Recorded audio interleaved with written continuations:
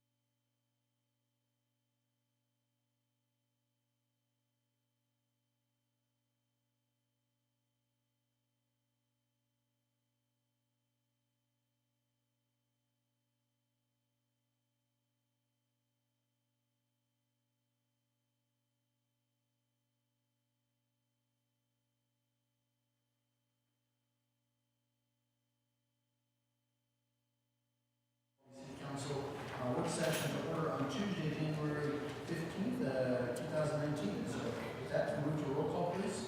Councilmember Brown. Here. Councilwoman Gussie. Here. Councilmember McFreddy. Here. Councilmember Smith. Here. Councilmember Vitiello. Here. Vice Mayor Wade. Here. Mayor Price. Here. Mr. Mayor, we have one. Great, thank you very much. On the agenda for tonight, item 3.1, the Mayor and City Council shall review items on the regular City Council meeting agenda. Council, any questions on the regular City Council meeting agenda this time? Okay, not seeing any, we'll move along. Item 3.2, the Mayor and City Council shall hear reports on meetings and conferences attended by the council. Council, the time is yours. Would you like to share? Yes, Vice Mayor.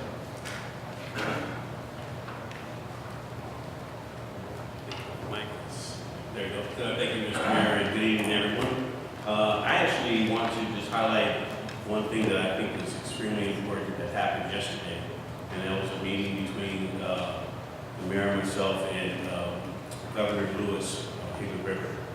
It was an opportunity for the governor to come out and visit our city hall. He had indicated that he had never had an opportunity to do that, so we brought him out, gave him a tour of City Hall, showed him the history of City Hall, but then we had an opportunity to sit down and just talk. And of course, our illustrious mayor has such a way with being able to express our growth and where we're going in our future. I think the governor was highly impressed with more than just our walls. I think he got the impression that we wanted to work together as a family, wanted to help our community about transportation issues, talk a little bit about family advocacy. So I thought it was a really good opportunity to show the camaraderie between the two families. And building those bonds and those relationships are going to help us going forward. I know that in the past it always hasn't worked out the way we want with our legislature, but I think we have the opportunity today to new relationships and build on those. So it was great to be there and support our legislature. Thank you. Thank you, Councilmember. Anyone else this time? Okay, seeing no one, we'll go ahead and move on. Item 3.3, the Mayor and City Council shall hear a presentation regarding local water resources updates on the Eloy Maricopa Stanfield Water Basin Study. Ron, take it away. All right, great, thank you. Good evening, Mayor and Council. It's great to be here tonight to talk about water resources on a little bit of a grander scale than just the city of Maricopa here. But before I do that, because I have the opportunity, I just want to take 5 to 10 minutes to give you a few other updates that lead to the discussion of water resources and more specifically the Eloy and Maricopa Stanfield Basin Study. So first, Good news, I got a capital improvement program approved by our board of directors recently to invest approximately $8 million into the city of Maricopa this year. What we will be doing with those funds is really I put in 3 different buckets.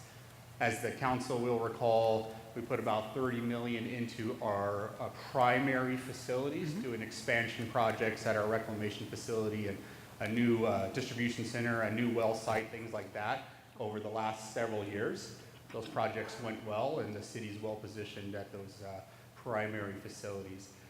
What we're doing now is more projects out in the distribution system. There'll be some minor projects at those primary facilities, but those are just to optimize them from here. What will we focusing on primarily is some pipeline projects. Good. So we need to do some new pipeline extensions that further connect our distribution grid in different areas of the city. And what that will do is allow us to ensure we keep the right pressure and flow and water quality around all areas of the city with the growth that's occurring kind of on the farther reaches of our distribution system today. And most notably is with the planned development at Copper Sky commercial development and hotels and multi-housing complexes coming in. Obviously, being able to meet the needs of that type of development is important, and we'll be ready to go on those. So we're also going to be fixing a few of the, I'll call them historic or older pipelines that have given us some problems over the years that we acquired from the original district that was here in town. We'll be doing some upgrades on those so we can hopefully minimize the line breaks that have been occurring on those lines. So once we do that, we'll be in a better place on the distribution side as well, like we are back at the regional treatment facilities. And then the other project we're doing, which leads to the water resources discussion, which is an exciting project, is we will be building our first aquifer recharge facility, where we'll be taking the excess recycled water produced by the community and recharging it directly into our underground aquifer. This will be the first recycled water recharge well done in Pinal County. Others recharge through basins in different areas, but it'll be the first recharge well. And there's several benefits that come along with that project that I think are important to the city. The first one is we'll eliminate all discharge to the wash. As you well know, our primary strategy on water resource management is we have a large network of purple pipes throughout the community, and we reuse the treated effluent or recycled water for all outdoor common area irrigation. However, in winter months, there's more supply than there is demand, and when we need to, we do discharge into the Santa Rosa wash. You could argue that logically that naturally recharges the aquifer, but that's not the way the regulations work, and we don't get any credits for that recharge that occurs there naturally in the wash. So what a recharge well does is first lets us redirect that flow and not put it in the wash, so to get rid of that item for the community. But also by putting it in a well directly into the aquifer, we build water credits. And those water credits can be used to underpin our designation of assured water supply that we're benefiting from here today. We'll talk about a little bit more when we talk about the water resources stuff that we have going on. But we have to build those water credits, and that'll go to underpin future growth in the community. Last thing I'll say is we think the best location for that recharge facility is at what was once called the Maricopa Groves plant. So on the Maricopa Costa Grande Highway, there's that big box facility that sits off to the side, kind of out there on its own. For those of you that don't know the history, that was supposed to be a wastewater plant that was going to be built by that district long time ago. Not constructed well in our opinion, wasn't permitted, and when we came in and bought the district out to get them out of the way for this community, we mothballed that plant because you don't need 2 wastewater plants in the city. We had one. And so what we want to do now is make use of that investment, make use of those assets to the extent that we can, convert it to a recycled water distribution center and recharge facility. And we'll also be improving it aesthetically, so we can get rid of that eyesore for the community, and look forward to working with the city manager and his staff on how best to do that. So those are all good projects. Wanted to give you guys a highlight on that. We're also working on several CCN service area extensions. We're making good progress on the Eagle Wing extension for that industrial corridor, and also have been working really well with Apex and have that project moving forward as well. And there's several more on the horizon. So all good stuff there. I'm going to shift now to discussion on water. And look, this is the way, it's obviously a very complicated topic, a lot of moving parts right now in the state. But I think it's important to note that the smart water management that we've put in place in this city is more important than ever. So talking about reuse, our rate design, the technology that we use on our smart meters, et cetera, and now recharge when we get to that, are absolutely vital in the face of what's occurring in Pinal County on the waterfront.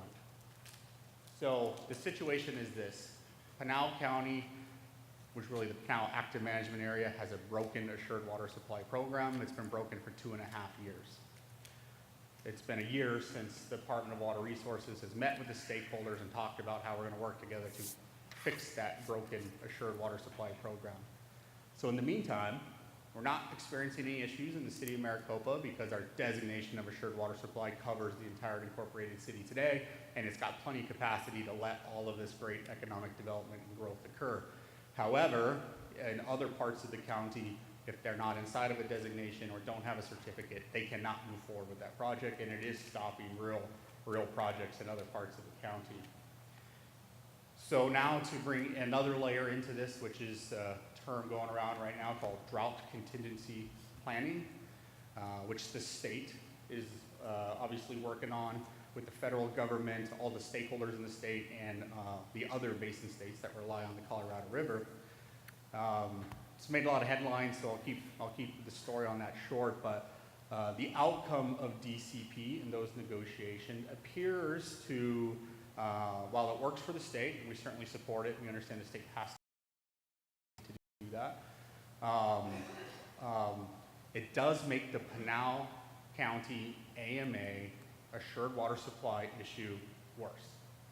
And the reason that is the way the DCP looks like it's going to be resolved, it's still at the legislature obviously, is that it will result in more groundwater pumping in Pinal AMA as it will be looking to fund agricultural interests to the tune of $30 to $50 million so that they can do more groundwater pumping and use more of the water on Colorado River for DCP.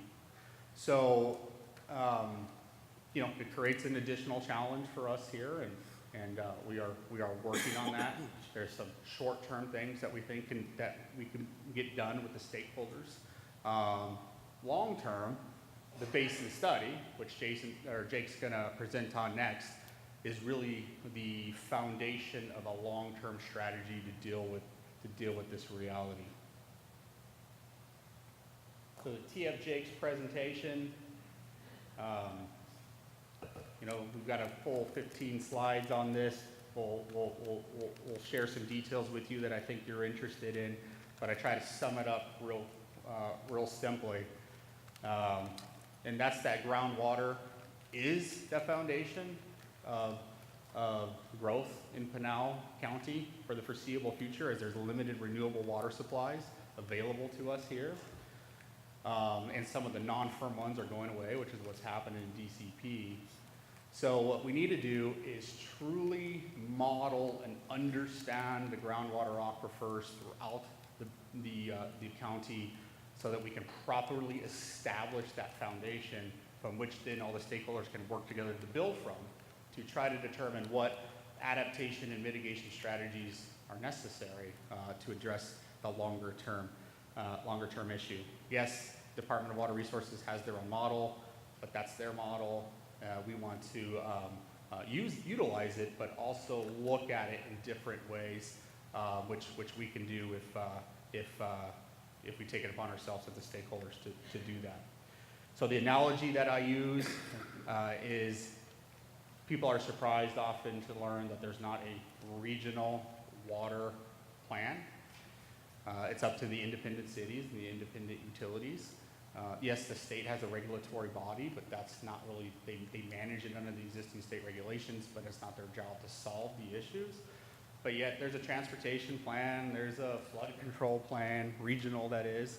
It just makes sense that all the stakeholders start to work together to develop this more regional water resource plan, and that's what this basin study is intended to do. So last point is, how are we involved? This is Global Water, you know us obviously here and what we do with the utilities in the city of Maricopa. But I have been the chair of the Water Resource Committee, part of Pinal Partnership, since we founded it. And when the assured water supply issues started to become clear several years ago, we decided as a committee, underneath the banner of Pinal Partnership, to not just talk about the problems, but try to do something about it. And myself and Jake have had the opportunity to participate in basin studies in other parts of the state where we own other utilities, and we thought, boy, that would be a really good thing for us to pursue here. And so through Pinal Partnership and under their banner and leadership, through the Water Resource Committee, we applied for this federal grant for a basin study. Took 2 times, but we got it done last year. So we're pretty excited about it. So we're happy as Global to be part of leading that for really the entire AMA, because I believe in a quote that our favorite mayor always says, which is, "A rising tide lifts all boats." And it's not good for any of us, even though we're sitting here in Maricopa doing okay on the assured water supply front, to have Pinal County get the banner of, you know, not sufficient water supplies to support the growth long term. We don't want that for us. So with that, I'm going to hand the mic over to Jake Lenderking, and afterwards I'll be available to address any questions. Thank you. Good evening, Mayor and Council. I'm Jake Lenderking. I work Global Water Resources, and we'll talk a little bit about the importance of the basin study. And just kind of starting at a really high level, I'll blow through a few slides talking about why we're doing it. While we don't have Colorado River water supplies available to us at Global Water here in Maricopa, those water supplies are used locally in the Pinal County area, and comes from 7 basin states through negotiated agreements going back to 1922.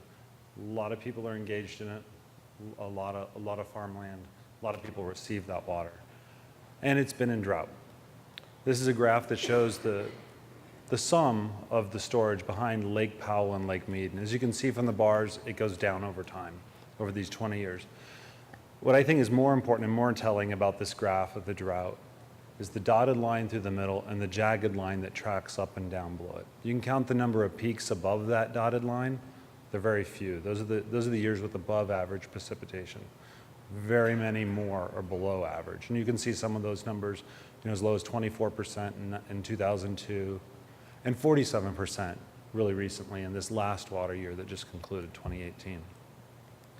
So the drought's ongoing and impacting us directly, although not us in the city of Maricopa. We do have a good designation of assured water supply. We're standing a little bit clear of the assured water supply issues because of that designation. However, the water supplies that flow into Pinal County for Pinal County agriculture are being directly impacted. This is a slide of how the old shortage sharing guidelines would impact water supplies. And that middle green box is the important one to our region. That's the agricultural pool of water. That agricultural pool was slated to go down in these 3-tier categories you can see there under the 2007 guidelines. Well, today the state is on the edge of basically approving the DCP, the Drought Contingency Proposal Guidelines. And as you can see in this one, the very first tier brings actually what they call Tier 0, in an attempt to store or save more water in Lake Mead now and keep deeper shortages from occurring later. You can see that first tier shortage now actually takes out the ag pool, whereas in the previous one you could see it's 3 tiers of shortage that would actually impact that. That directly reduces the volume of water supplies in the hundreds of thousands of acre feet into MSIDD, KD, and others. But most importantly, for us right here, MSIDD.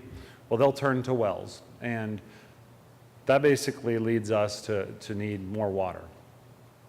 At Global Water, we always thought getting more water right off is, it's important, and we're all going to have to do it sometime. But we've really focused on demand side, conservation, reuse, and a program, I think Ron said it, total water management. That's our water, wastewater, and recycled water utilities integrated together. And it leads us to what we do, I think, well, and that's long-term planning, working with the developers out ahead of time, working towards that total water management. And that's also where we want to go with a basin study. We believe we do water management really good. We also look out beyond our borders, and like Ron said, we need to be a partner in the basin, and I think, quoting the mayor, all high tides raise all ships, or I'm misquoting it. Corrected mayor. Well, we're one of 3 basin studies. It took a couple of years of application and working with the Bureau of Reclamation, but we're the middle one in the green here. The one above, both Ron and I worked on that West Salt River Valley Basin study, and that's still ongoing. Below us, going down towards Tucson, there's the Lower Santa Cruz, which is slightly obscured with graphic error, but it's labeled there. And we're the green one there in the middle. And you can see where, well, there's a couple graphical problems on there. Sorry about that. Maricopa is up on the upper left. We're in the Maricopa-Stanfield subbasin in the Pinal Active Management Area. To the right is the Eloy subbasin. These subbasins are just large geographical areas, not actually named or the water just under the city, but under that larger geographical area you can see there.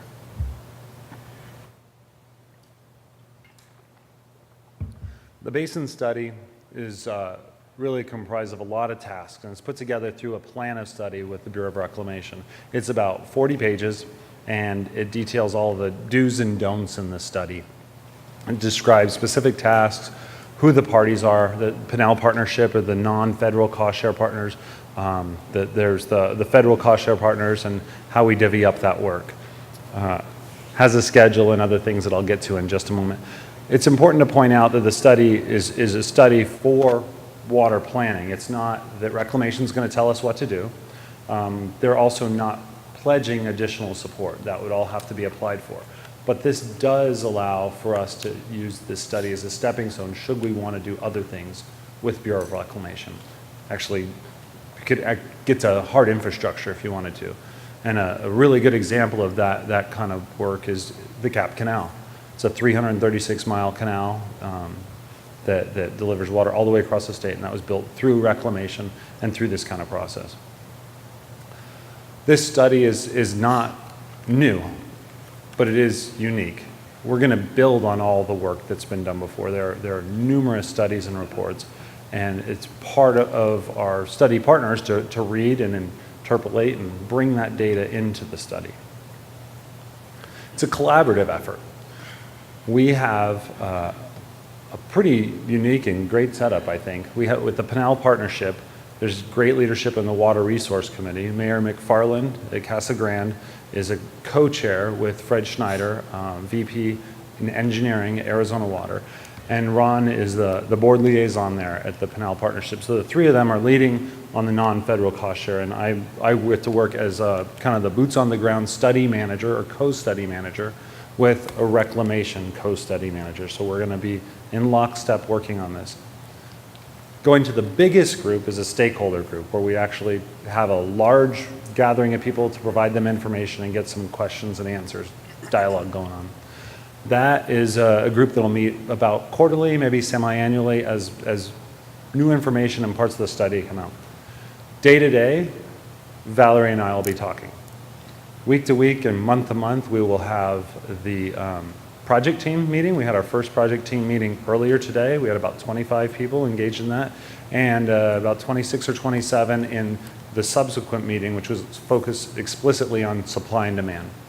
We're going to have several committees that focus in on certain parts of the basin study to allow us to really dig in, and allow good community input, and to allow us to all really look at the data and plan for the future together.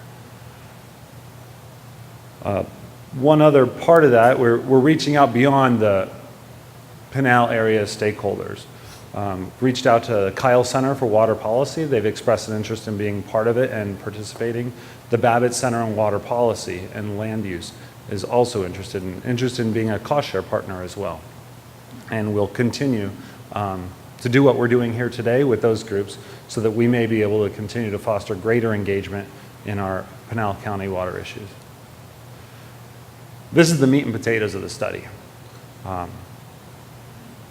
11 tasks, really about 9 of them are tasks. The last 2 are things that we're always going to be doing, managing and outreach and administering it. But climate projections is something that's essential to understand how our water supplies in the greater Colorado River Basin are being impacted and how heat and lack of water might impact our water use here. Of course, I mentioned the supply and demand. We have a team working on that starting today. We'll have a groundwater modeling team as well who are just going to dig into the puts and takes of the model and to work on it. And I could go down the list, but I think I'll focus next really only on the adaptation and mitigation strategies, number 6. I think that's a really important part where we can brainstorm and come up with different ideas. Look at all the data that we've been working on, figure out some bridges for the future. It's a 3-year process. We've just got started. This is a very loose interpretation of the schedule. End of the whole schedule, we'll have a final report. But along the way, we'll see different work products ending in the schedule, and we'll have interim reports, and those are things we'll report out to the stakeholder committee. But at the end of the day, we'll have a final report, and we'll have water supply and demand projections. We'll be addressing those water changing realities such as DCP, drought and climate change. All these things will be documented in there. And I think it's really important to work through it over time and to get to the end where you actually have a final report, something we can build on, either make additional studies, take the report, do something with it ourselves as a utility, do something with it as a region, or perhaps even the state can adopt some portions of it. And again, it's really important because we're seeing direct impacts of reduced water in our area today, and we've seen direct impacts in development with the basic moratorium on the Assured Water Supply Program. Lastly, always got to encourage participation. You're all welcome to come to any of our meetings to participate or to reach out to me directly if you just want an update. We're on the web at the Pinal Partnership webpage. If you don't feel like writing down links, I hate writing down links, you just go to the Pinal Partnership webpage, look at the Water Committee, you'll see another tab under there that says EMS Basin Study. All the information up to today's meeting is in there. And with that, I'd like to thank you for your time and open up for any questions you may have. Thank you very much. Council, questions? And Ron, I wanted to get you back up here for a second. As council is thinking of additional questions, but I certainly appreciate the update. I had the opportunity to talk with you at length a little bit earlier. Water is a fascinating subject in the state of Arizona. It goes back 100 years plus, and it's always been, from our Native American friends, it's been one of the most important things to them always. And so I've certainly learned a lot about it, and it is fascinating to me. But as we look at this data, we try and break down these complexities. Can you take it all? I know we just took it from a high level and took it down and broke it down. Can you take it back up again? To the average person that's watching online, what does it mean for them? What is it that you're trying to accomplish? What is Global trying to accomplish? What is the city and all these partners in the 7 states, what are we trying to accomplish? And what does it mean for them when they wake up every morning? Sure, absolutely. So I'm actually going to start here, speaking to you and our customers in the city of Maricopa. The good news is, and it is good news actually on the waterfront, that based on the capacity that we've constructed in the infrastructure, based on the capacity that we've built into our designation of assured water supply, and based on the whole water management philosophy we've implemented here from the beginning, which has resulted in the per home water usage being the lowest of any community in the state, we're in a good place. We won't see these issues impact, no one's going to wake up and not have water. The rules are designed to prevent that from occurring. The issue, even though that's the good place that we're in, is that long-term, the things we talked about here today could prevent growth from occurring at some point. So economic development, jobs, tax revenue in the city, et cetera. So when you step out from the city of Maricopa, that situation is already occurring in some parts of Pinal County. And the evidence is such that situation will ultimately start to occur in other parts of the state and throughout the Southwest. So now stepping back up, so what is the state doing, and really all of the water stakeholders and experts in the state? Well, they're trying to ensure that we get the maximum benefit of the water resources that we have available to us, so it doesn't inhibit growth. And the other thing that it can cause is for costs of water to rise fairly rapidly. And so there's a lot of activity at local levels, county levels, state levels to deal with those issues. What DCP is about, bringing in now the other states, is really about protecting the Colorado River and Lake Mead, because in the way that the rules around usage of each state's Colorado River allocation, Lake Mead was kind of set as a barometer. So if Lake Mead ultimately drops to a predetermined level behind Hoover Dam, it'll actually hit what's called the drought level. And there are mandatory immediate restrictions on the state's ability to take their full allocation of renewable Colorado River water. And it's got immediate impacts. Now between the states it varies in severity, it varies in how that phases in.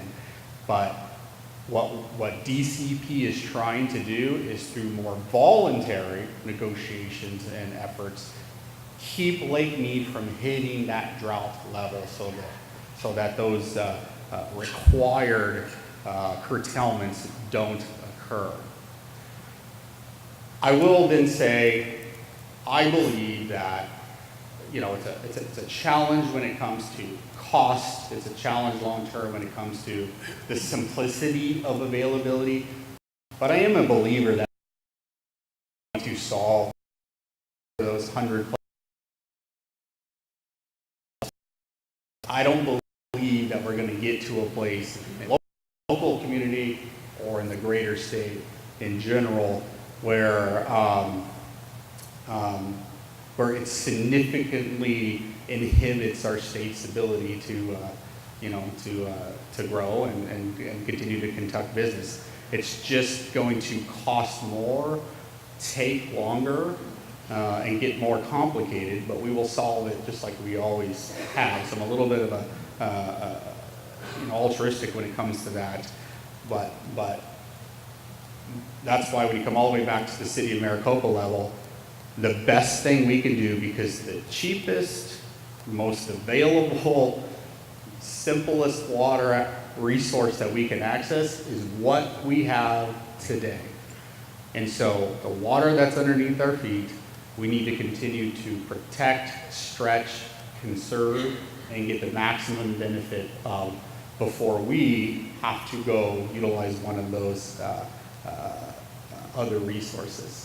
But that day will come, and because we're planning for 100 years, we're working on what that is today, and that's really what the basin study is about. When it has to be implemented is a different question. Okay? Thank you very much. Question? Ethan, Ron, thank you for injecting and coming this evening. I had a question about the stakeholders and how they are configured, what's their scope, what is going to be their ultimate ability to do whatever it is that scope entails. Sure. So we filed for the basin study under Pinal Partnership. And that was important to do because the federal government, a lot of states and a lot of groups applied for this type of basin study grant. As I mentioned, it took us 2 times to get it. What they're looking for is they are looking for a large, diverse stakeholder group over a regional area. That's really what the whole program is set up to do. Well, Pinal Partnership was a good fit for that because it does have a very diverse membership base that really, from government, nonprofit to economic development, cities, et cetera. It really touches all of those bases, and it represents the entire Pinal County area. And so the stakeholders are all the members of Pinal Partnership. Now, even if someone lives and resides or businesses are in Pinal County and they're not part of Pinal Partnership, they're certainly going to benefit from this. But the stakeholders that will take an active involvement or leadership role is Pinal Partnership. And so there are many organizations that are part of Pinal Partnership that have the technical resources to execute the plan that Jake walked us through, utilities and some engineering consulting groups and some really academic organizations, et cetera. So they will take a leadership role in the more technical aspects, but really all the different organizations, we want to be represented and to participate. Once we get to the final plan, coming out of the plan of study, how we move to the next phase and how each individual organization then takes the information and develops the next study or the project that comes out of that. I think that remains to be determined how that actually shakes out. So I don't know if that was completely responsive to your question, but No, I think it is a little bit bigger. It's a pretty big undertaking with a diverse, large stakeholder group, and ultimately it's a little bit to be determined how that plays out in the end. And so that's good. So if we have citizens who might reach out to us and say, hey, listen, I'm interested in participating as a stakeholder or in the study, or I have this expertise or this background, then referring them to Pinal Partnership would be the best course of action? Please refer them right to Jake Linder King.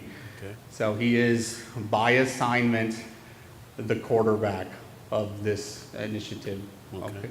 And we obviously from there, as you mentioned, there's several co-chairs, and we'll report our progress up to the board, several committees, but he's going to be the quarterback, and if you put them in touch with him, he will get them the information that they need, and they can decide from there how much of participation that they want to put into this. Thank you, Ron. You're welcome. Thank you. Councilmember Smith. Hi, Ron. Hi. Thank you and Jake for the information. I think it's really valuable for us to have that type of information. You mentioned that the city of Maricopa is standing in a good place, which is awesome information. But you did heed warning to us that sometime down the line, we could be in a challenging position. So what does city council, what would you recommend city council be looking at to prepare to understand what the trend is in regards to all of our reviewing and approving of developments, so that we know when we're at a point that we might be concerned in terms of approving new developments? Great question. So, ultimately, we want you to be able to rely on and take comfort in the partnership you have with Global Water. And this is all we do, and we believe we've built the foundation of a utility that this won't be an issue really in any time in the near term. But this basin study, which we've asked the city to obviously have representation on as well, and City Manager Horst has come to a few of the meetings as well as a few of your engineers. And building off of the meeting that even the mayor mentioned we had earlier today, I believe that that type of constant cooperation and communication on the issue needs to increase from this point forward. There are things that we can start doing today that will push that inflection point, or the point where supply and demand is going to cross even further down the road. And those things can start today. And those include things like even working with the city more on your land use and landscaping plans and zoning that comes along with that. We do think that ultimately there's more we can do to make this community, as it grows and adds those new communities, less water intensive, and be able to manage that growth and add those homes with a less of an impact per home on our overall water portfolio. So those things need to continue through the basin study. They need to continue through our direct meetings and cooperation. When it comes to the point that we believe that we are going to have to go out and acquire water supplies to augment our local existing water portfolio, those decisions will need to be made years in advance of when we actually do it. And you know, obviously the process that we will use to inform the city and keep you updated on those type of decisions will just need to happen well in advance of us doing that, because there's significant costs that will come to the city and our ratepayers when we do make those decisions. So I'm not going to say that that then results in, obviously it's up to this council and the city to make those determinations, result in limiting the potential for growth here. We'll just need to know that that growth may come with additional cost. I mean, those resources are out there. It's just going to cost more and take more time to put them in place when that day comes.